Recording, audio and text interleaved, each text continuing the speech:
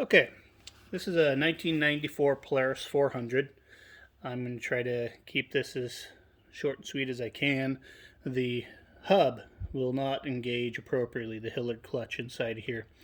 I've checked out all the components. This is actually a new hub because the previous one had a failure, and is what seemed to happen. This had all new bearings, seals, and everything in it, and it made it about 4 hours, and everything loosened up on this assembly, and it got loose and deteriorated all the parts inside here. So I got a used replacement, and no signs of any trouble ever being inside of this hub. I checked out the bearings on the Hillard clutch itself. I put a new sleeve over the strut assembly and the magnetic ring inside of here. I aligned the two faces, so it's good. You turn it on, you can hardly turn that hub inside of here when you roll the cage, and it's spragging out properly. The bearings have all been replaced inside of here, but it still won't engage. And you have one set of bearings clear back here in this strut, and that is what's holding this shaft in alignment. Then you have a set of bearings here, which is what the wheel rolls on. Okay, so what I want you to look at is right here next to this face of this wheel hub, and watch that when I spin it, it's nice and true. Okay, that when I spin it over, it doesn't have some terrible wobble to it, and to the untrained eye, yeah, it looks fine. Now when I start this up, the audio is going to go bad, but I'll get this thing spinning, and I want you to watch how this whole thing starts to wobble, and that's because the shaft itself is bent. So here we go.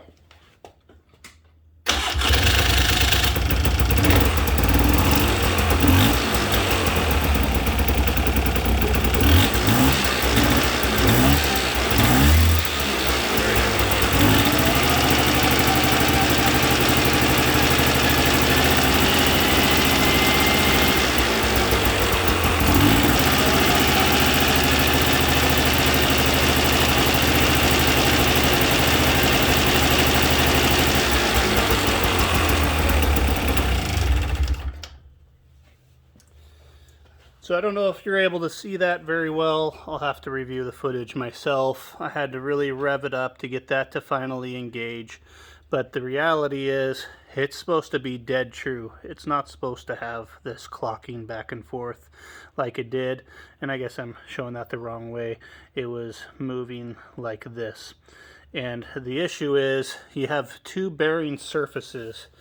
And inside of one of these hubs, like you see here, if that bearing's not sitting dead true on this face, whenever this roller sprag here is trying to rotate within the inside of it, and it's off center like that, then you're not going to have proper alignment, and these aren't going to sprag out and get stuck and force this hub to turn.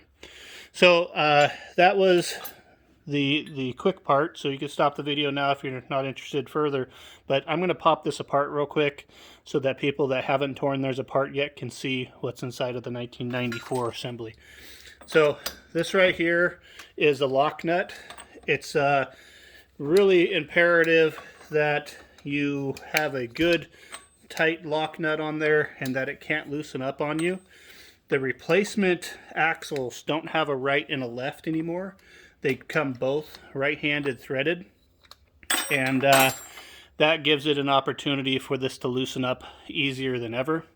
So as what I'm going to do is, this is a keyed shaft. Once I get it properly tensioned, I'm going to go ahead and drill, sorry, this is out of focus. I'll drill a hole in the appropriate spot, and I'll put a piece of wire through the face of this nut so that the keyed part of the shaft here won't allow the nut to back off. Okay, anybody who knows mechanics can see that there's some red Loctite on here. That was in an attempt to see how well it would hold. And on the keyed shaft, I didn't even know if it would set up. and it didn't work worth a shit. So Loctite's not an appropriate solution for that nut. It really needs to be something mechanical. Tension wasn't enough. It already loosened up on me once. Okay, so now when I pull this off of here, you're going to see that I've been behind here. Okay, this is the old sleeve, or the replacement sleeve. I replaced the old sleeve. The way you can do this, if you're not a uber mechanic, propane torch, you're going to want to heat this up. And once you get it heated up, is what I ended up having was old tire spoons. And I was able to get a tire spoon. Let me see if I can get it here. See how it has this curved edge on it? The tire spoon does.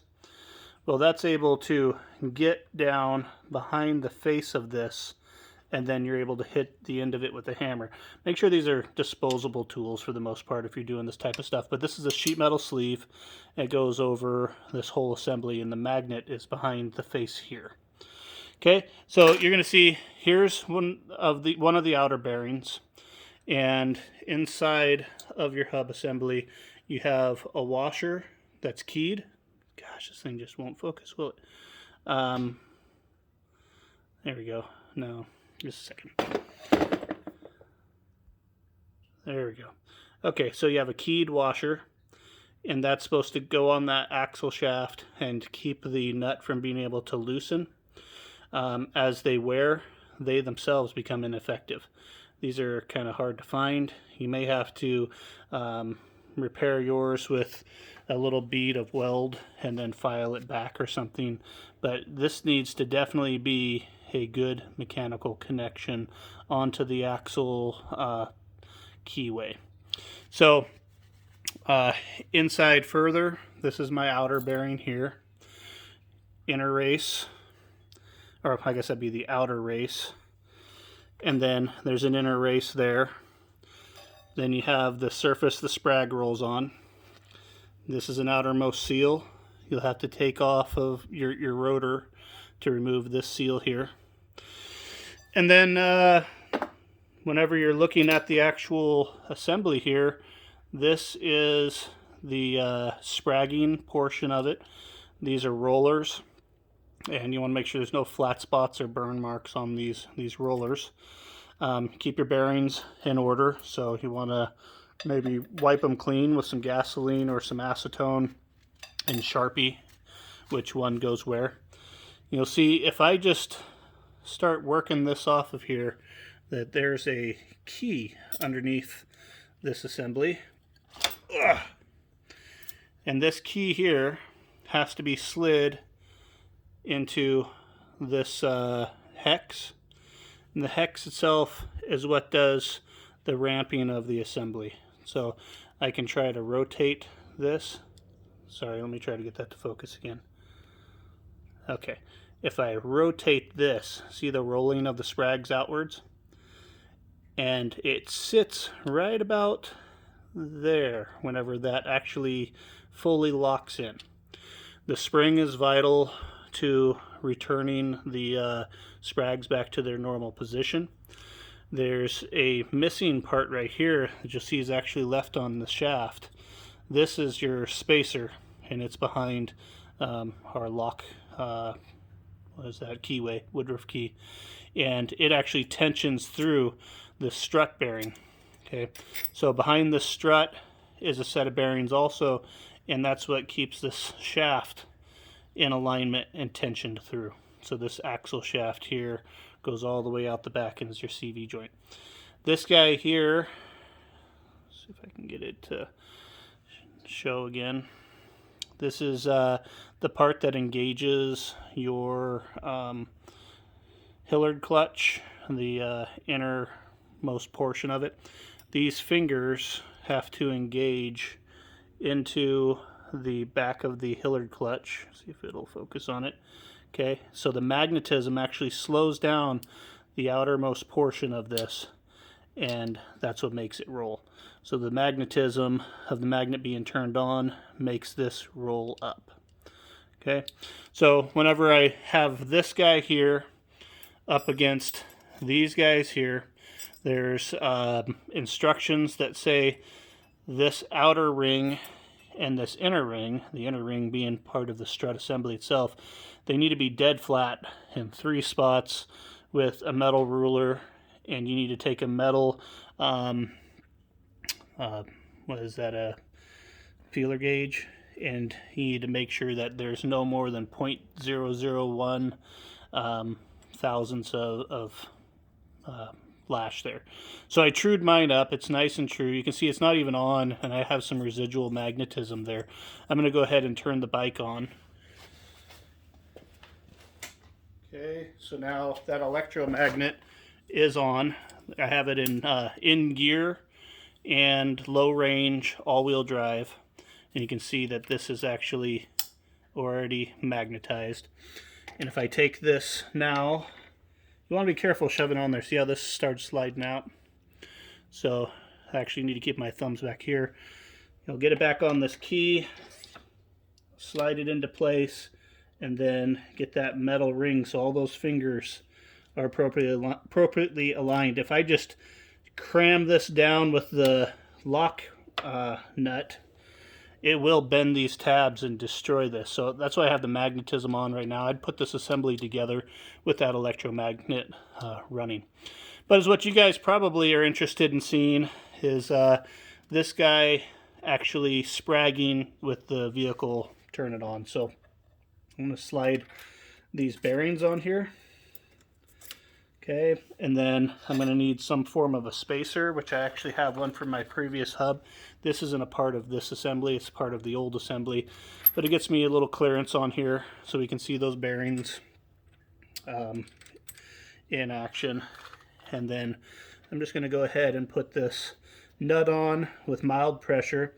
And if you guys aren't familiar with what tools are acceptable when you're doing the torquing, I call this an old bendy bar style torque wrench.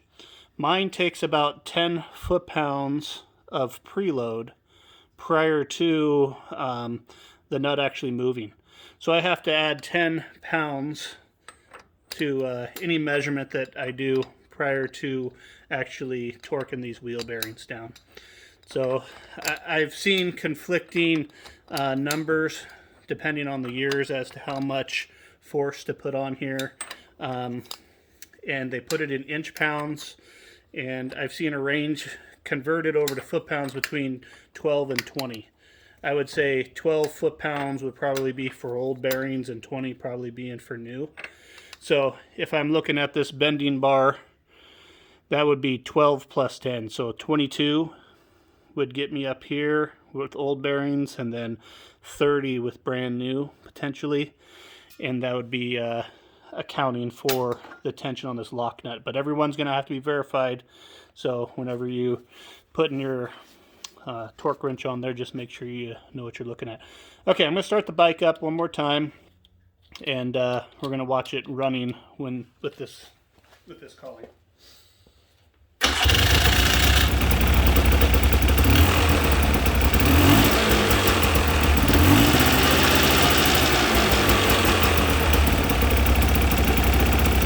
Okay, so it's turned off right now, and then it turned on. So watch them. It's on right now. Off. On. Off. On. So I'll get you down closer to that. So right now, let me get this focused. It's calling, and that's off. And that's on, off, on, and off again. Alright, so hopefully you have kind of an understanding of what's inside of the hub assembly. And it gives you one other thing to verify, because even though this looks like it's functional, it does not work. It's intermittent, and that is because this shaft is physically bent somewhere around here, and this bearing surface is no longer aligned with the inside race that it's supposed to hub out against, brag out against. So it's one more thing for you guys to look at. Hopefully it helps somebody. Have a good day.